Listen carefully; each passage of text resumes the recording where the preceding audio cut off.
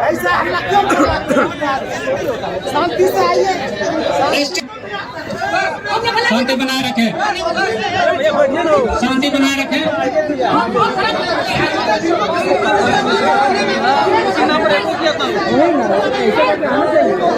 जोहार दोस्तों, नमस्कार। आज के वीडियो का विषय ये है दोस्तों कि टाइगर जयराम महतो का विभिन्न आदिवासी नेताओं द्वारा कल विरोध किया गया। स्टेज पे उन्हें बोलने का मौका तक नहीं दिया गया, जिसके कारण जयराम महतो लगभग रोने ही लगे थे। उनके आंख से आंसू बस छलकने ही वाला था, टपकने ही वाला था। तो क्या है बात दोस्तों, उस पर आते हैं। लेकिन सबसे गहरी बात मैं यही बोलना चाहूँगा इस वीडियो में कि जितने भी मेरे आदिवासी और मूलवासी भाई मेरी वीडियो देखते हैं, मेरी बातों को एकदम गहराई से सुनने और समझने का कोशिश कीजिएगा। तो दोस्तों, कल 10 जनवरी को विभिन्न आदिवासी संगठनों द्वारा बहुत सारे नेता, खास के सालखन मुर्मू, गीताश्री उराव और जेएमएम के लोबिन हेम्ब्रमदा आए हुए थे और सबको एक ही मकसद से आए थे। उनका कहना यह है कि जय पारसनाथ पर्वत जो है मारंग गुरु हम लोगों का देवता है, ये किसी भी जैन का नहीं है, ये सिर्फ और सिर्फ आदिवासी लोगों का ही देवता है, इसे छेड़छाड़ नहीं की जानी चाहिए। इसके खिलाफ वे लोग आए हुए थे और ये आंदोलन हुआ। बहुत बड़ा एक तरह से आप बोल सकते हैं आंदोलन किया गया, जिसमें बहुत सारे आदिवासी लोग थे, साथ ही साथ मूलवासी लोग भी आए हुए थे इस आंदोलन में। तो लगभग सबको अपनी बातों को वहाँ पे रखें स्टेज पे, और लगभग 4:30 बजे के करीब टाइगर जयराम दा जैसे ही आए वहाँ पे स्टेज पे चढ़ने के लिए अग्रसर हो रहे थे, मतलब आगे आ रहे थे, वैसे जितने भी आदिवासी नेता थे सबने विरोध करने लगा कि इसको क्यों आने दिया जा रहा है। सब कुछ चिल्लाने लगे कि नहीं, जयराम महतो नहीं आएगा। फिर भी वहाँ पे जो कमेटी मेंबर्स थे उन्होंने बोला कि ठीक है, सिर्फ जयराम महतो जी आएंगे, उनके साथ जो है वो नहीं चढ़ेंगे। फिर जयराम महतो जी आए, स्टेज पे चढ़े। फिर 4:45 बजे के करीब लोबिन हेम्ब्रमदा आए। वो जितने भी सरकार की नीतियां हैं, सरकार को, केंद्र की हो, स्टेट की हो, हेमंत सोरेन, सबको घेरे में ले लिए और सबको बहुत अच्छे से वो लथाड़े, एक तरह से बोल सकते हैं आप, सबको बहुत अच्छे से वो घेरे में लिए और बहुत सारे वो अपने बातों को रखें। लेकिन उसके बाद क्या हुआ, लगभग वो 1 घंटा तक बोलते रहे, जिससे कि लगभग संध्या हो चुकी थी, शाम होने वाले थे। उसके बाद क्या हुआ, बहुत सारे श्रोतागण थे, मतलब सुनने वाले जितने भी थे आए हुए वहाँ पे, सब कोई सोच रहे थे कि अब जयराम दा को बोलने का मौका दिया जाएगा, अब जयराम दा बोलेंगे। सबको इंतजार कर रहे थे हमेशा की तरह, क्योंकि जयराम दा का हमेशा वक्तव्य, उनका भाषण आदमी सुनना ही चाहता है।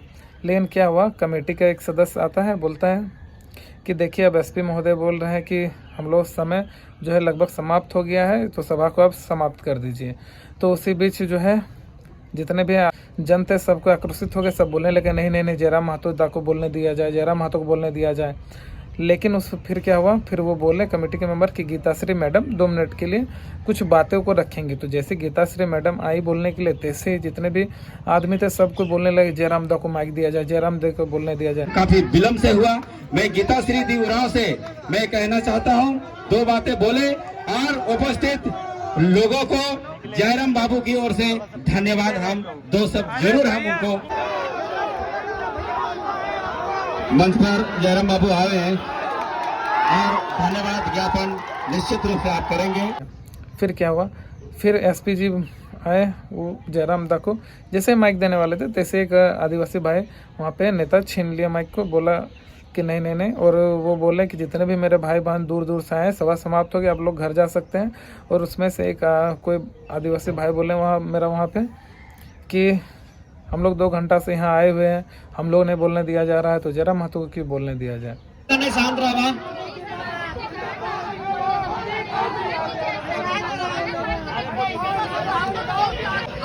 अरे भाई, हम खुद परिचित नहीं है, अगर आप लोग को हमसे आपत्ति है तो हम लोग हम भी पारसनाथ का बेटा है। और मैं जयराम बाबू क्षमा प्रार्थी हूँ।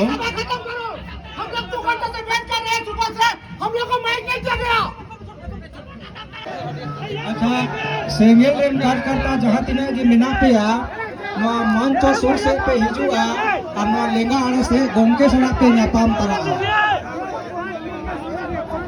अभी एसपी साहब, मैं आपसे आग्रह करना चाहूंगा, अब हमारे बस की बात नहीं है, आप विधि व्यवस्था को लेकर के आप जितने लोग, ठीक है।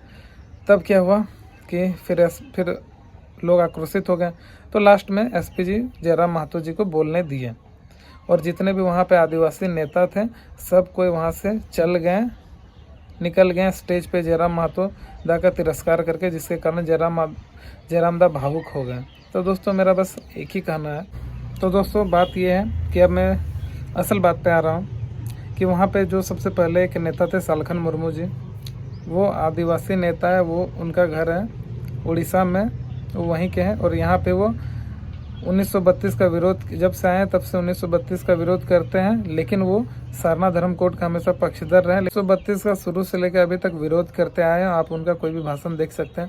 लेकिन गीताश्री उरांव और साथ ही लोबिन हेम्ब्रम हमेशा 1932 का पक्षधर रहे हैं, 1932 के ही समर्थन में बात किए हैं। लेकिन वो लोग एक ही मंच पे आए क्योंकि कहीं ना कहीं उनका मानना था कि उनका व्यक्तिगत जो सोच है उनसे बड़ी उनकी जो उद्देश्य बड़ा है। लेकिन जैसे ही जयराम महतो आए तैसे वो लोग जो है उठ के चल गए। तो मैं यही बात मुझे बुरी लगी कि आप जो है व्यक्तिगत विचारधारा अगर आपकी नहीं मिल रही है, आपकी व्यक्तिगत तौर पे आपको किसी से अगर नहीं भी बने, आप नहीं पसंद कीजिए, लेकिन आप जिस मकसद के लिए आए, आपका उद्देश्य बड़ा है, उस उद्देश्य को आप देखिए। आप उद्देश्य को आप छोटा क्यों कर रहे हैं अपने व्यक्तिगत मसलों द्वारा? अगर आपकी कुछ अनबन है, आपका नहीं कुछ बैठ पा रहा, वो बात जाने दीजिए, क्योंकि आप यहाँ पे एक बहुत ही बड़े मकसद के लिए आए थे। पारसनाथ पर्वत से बड़ा कोई मकसद नहीं है। जितने भी आदिवासी लोग हैं उनके लिए सबसे बड़ा देवता पारसनाथ पर्वत ही है। लेकिन जयराम महतो जैसे आए वो लोग चल गए। तो मैं बस यही बात आपसे बोलना चाह रहा हूँ, ठीक है, कि दोस्तों देखिए, अगर झारखंड में आपको हक अधिकार चाहिए, आपको दूसरे से लड़ना है, दूसरे तत्वों से, बाहरी तत्वों से लड़ना है, और आप खुद के ही झारखंडी भाई बहनों से ही लड़ने लगिएगा, मन मुटाव इतना कीजिएगा कि एक स्टेज पे एक दूसरे को नहीं देख पाइएगा, तो कैसे क्या होगा? कैसे आंदोलन होगा? कैसे यहाँ का आदमी अपना हक अधिकार को ले पाएगा? दोस्तों यहाँ पे बात यह है कि अगर आप सोचते हैं कि मैं आदिवासी हूँ, मैं खुद ही अपना सब हक ले लूँगा, मुझे और किसी भी गैर आदिवासी या मूलवासी या किसी की भी जयराम महतो या किसी की भी कोई आवश्यकता नहीं, हम लोग काफ़ी हैं, हम लोग अपना हक अधिकार ले लेंगे, तो ये अच्छी बात है। लेकिन मैं आपको एक ही बात बोलना चाह रहा हूँ, ठीक है, अगर आपका भी यही सोच है तो, कि देखिए, जब तक जितने भी झारखंड के आदिवासी मूलवासी साथ में आके, साथ में चल के अपना हक अधिकार की मांग नहीं करेंगे, तब तक मिलना अपना हक अधिकार मुश्किल है दोस्तों।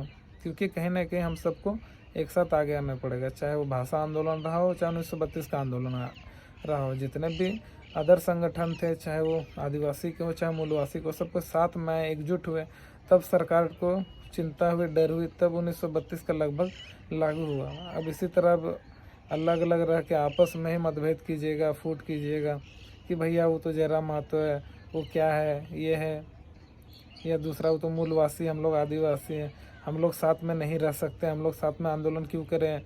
तो ऐसे में झारखंड का ना ही भला हो सकता है, ना ही विकास हो सकता है। फिर क्या होगा? जिस तरह चल रहा है उसी तरह चलेगा। और अब बेड़ा गर्क वैसे भी झारखंड का हो चुका है, हर जगह अतिक्रमण हो रहा है और अतिक्रमण होगा, कुछ वैसे भी बचेगा नहीं। बाद का दिन में पता चलेगा कि हम लोग झारखंडी जो हैं अपने से लड़ रहे हैं और लड़ते आ रहे हैं। जब तक हम लोग एकजुट नहीं होंगे, साथ में नहीं आएंगे, साथ में हम लोग बस एक ही बात रहना चाहिए कि जो उद्देश्य है वो बड़ा रहना चाहिए। आपसी मतभेद कितना ही बड़ा क्यों ना हो, उद्देश्य से बड़ा कभी नहीं होना चाहिए। नहीं तो क्या होगा? फिर वैसे ही होगा, गर्क में ही जाएगा। जैसे झारखंड लूट रहा है, बर्बाद हो रहा है, उसी तरह लूटेगा। ये सोचने वाली बात है। यहाँ पे आप जयराम महतो का विरोध करके या कोई भी जयराम महतो का विरोध करके कुछ नहीं हासिल कर सकता है, या सपोर्ट करके। आपको साथ में, सबको साथ में आना होगा झारखंड में, तभी जाके झारखंड बचेगा, वरना कुछ नहीं होगा। अगर यही सोच पहले के आदमियों का रहता तो अभी झारखंड नहीं बना रहता। झारखंड का आप इतिहास नहीं जानते तो आप पढ़ लीजिए। ये चीज़ समझने में जितने भी आंदोलनकारी थे उन्हें समय लगा कि जितने भी यहाँ के आदिवासी मूलवासी सबको साथ आना पड़ेगा, तब जाकर झारखंड जो है आज़ाद होगा, तब जाकर झारखंड आज़ाद हुआ। अगर आप अभी सोच रहे हैं कि सिर्फ हम अपने दम पे सब कर लेंगे तो आपको गलतफहमी है। कहीं ना कहीं हम सबको एक साथ आना ही पड़ेगा, तब जाकर झारखंड का भला हो सकता है। ये सोचने वाली बात है दोस्तों। अगर मेरी वीडियो और मेरी बातें आपको बुरा लगे तो थोड़ा फिर से देख लीजिएगा, अगर, क्योंकि मैं बहुत ही गहरा बात बोल दिया हूँ। जोहार, जय हिंद, धन्यवाद।